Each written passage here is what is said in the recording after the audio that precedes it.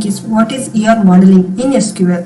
SQL में ER modelling क्या होता है, हम इसे कैसे यूज करें और किस एग्जांपल के साथ हम इसे लगा सकते हैं और इससे से हमारे फायदे क्या है, एसक्यूएल में हम यूज क्यों करते हैं ईआर मॉडलिंग, उसके बारे में फुल डिटेल आपको एक्सप्लेन करेंगे।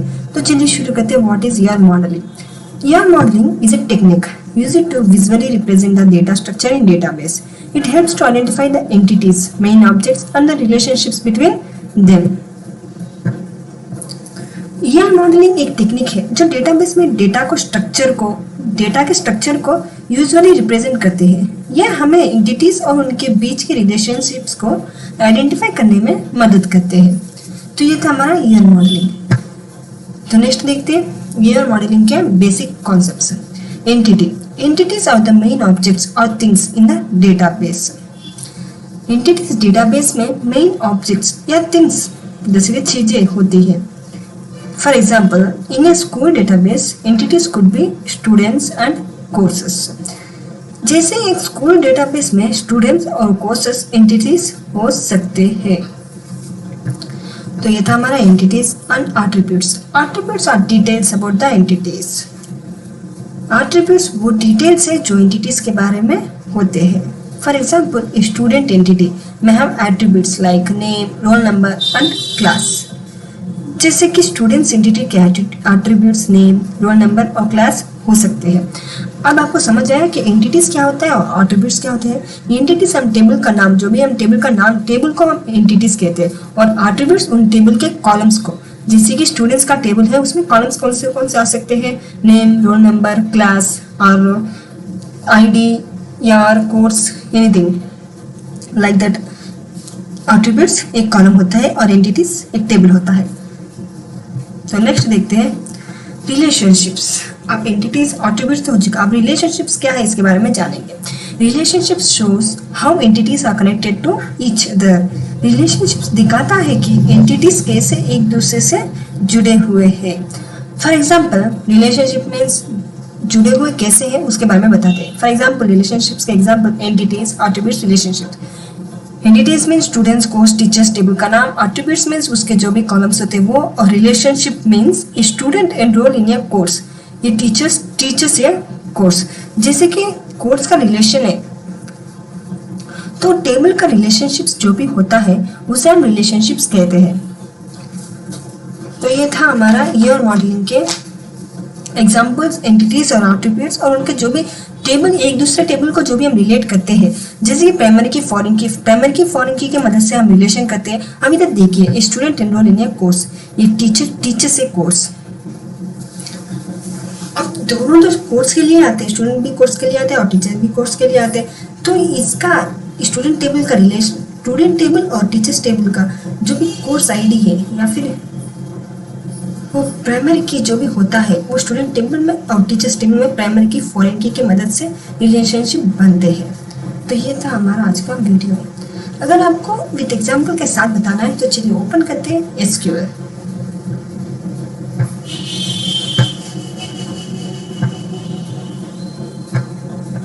तो ये देखिए एसक्यूएल का icon, open it.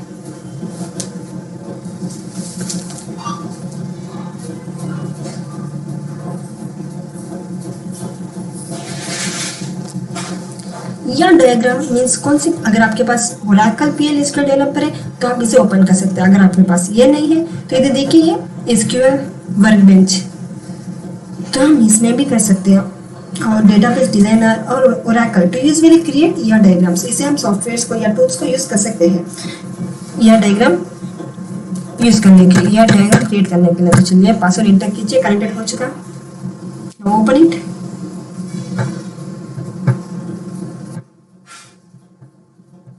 New file open करते हैं।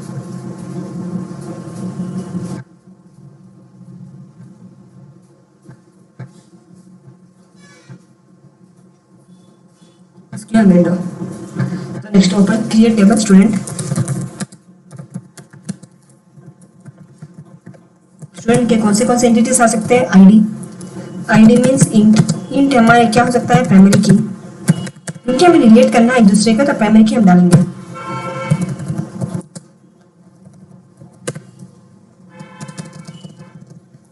नेक्स्ट हमें कौन सा कॉलम बताया था, नेम्स को कौन से डेटा टाइप्स आएंगे कि वर्षा में नंबर डालना कंपलसरी होता है। तो इसके बाद as int now close completed. ये हमारा क्रिएट स्टूडेंट टेबल हो चुका, मीन्स इसमें स्टूडेंट आकर एंटिटी है।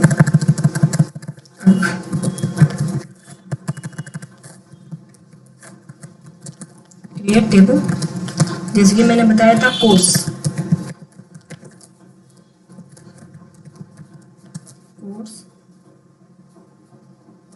इंट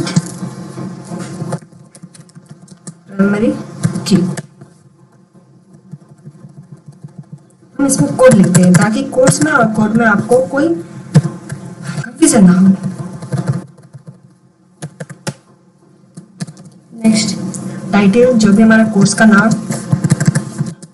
टाइटल का कौन सा डेटा टाइप आएगा, वर्षा। तो ये डेटा टाइप्स आपको कंपलसरी सीखना जरूरी है, तभी हम इसके कुछ थोड़ा बहुत लिख सकते हैं। Next create table enrolment.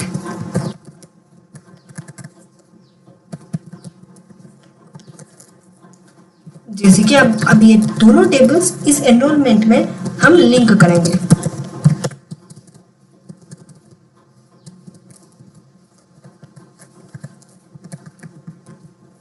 Course code,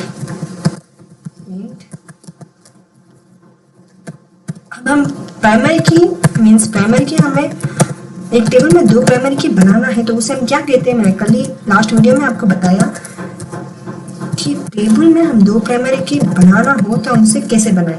तो आपने अगर वो वीडियो नहीं देखा तो कंपलसरी दिखेगा जरूर, तभी आपको ये प्राइमरी की समझ आएगा कि इसमें 2 कैसे आए, 2 प्राइमरी की इसमें कैसे आए।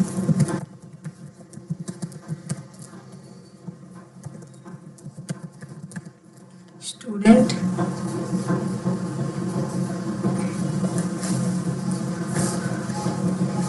देखिए, स्टूडेंट आईडी लिखना था ताकि कोई कंफ्यूजन ना हो, आपको कुछ कंफ्यूजन ना लगे। Differences student ID bracket close comma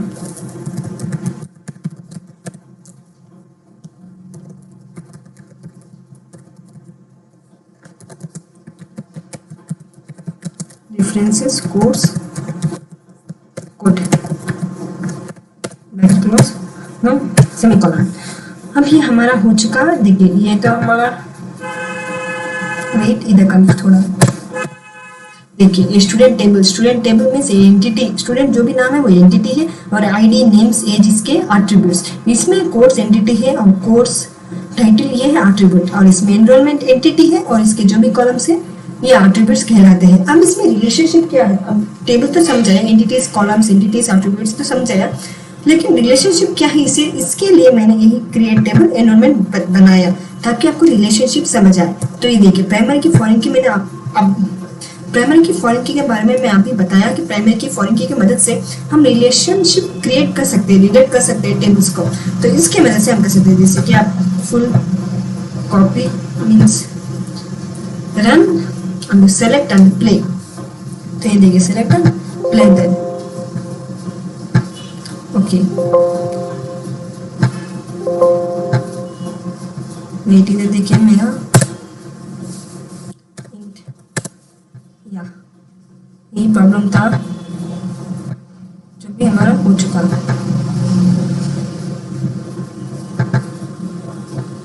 select and run done, इधर देखिए डन आ चुका। अब एनरोलमेंट को करते हैं,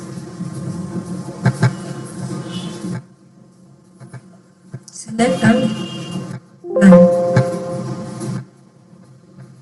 कोर्स, सॉरी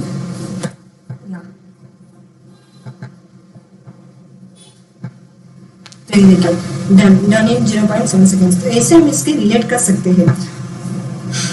तो ये था हमारा आज का ईयर मॉडलिंग, प्राइमरी की, फॉरेन की और एंटिटीज, एट्रीब्यूट्स एंड रिलेशनशिप्स। तो आपको ये वीडियो अच्छा लगे तो प्लीज़ लाइक शेयर सब्सक्राइब करना मत भूलिएगा। और हाँ, नेक्स्ट वीडियो में मैं यही बताऊंगी कि प्राइमरी की, फॉरेन की क्या होता है। Thanks for watching and thank you to all.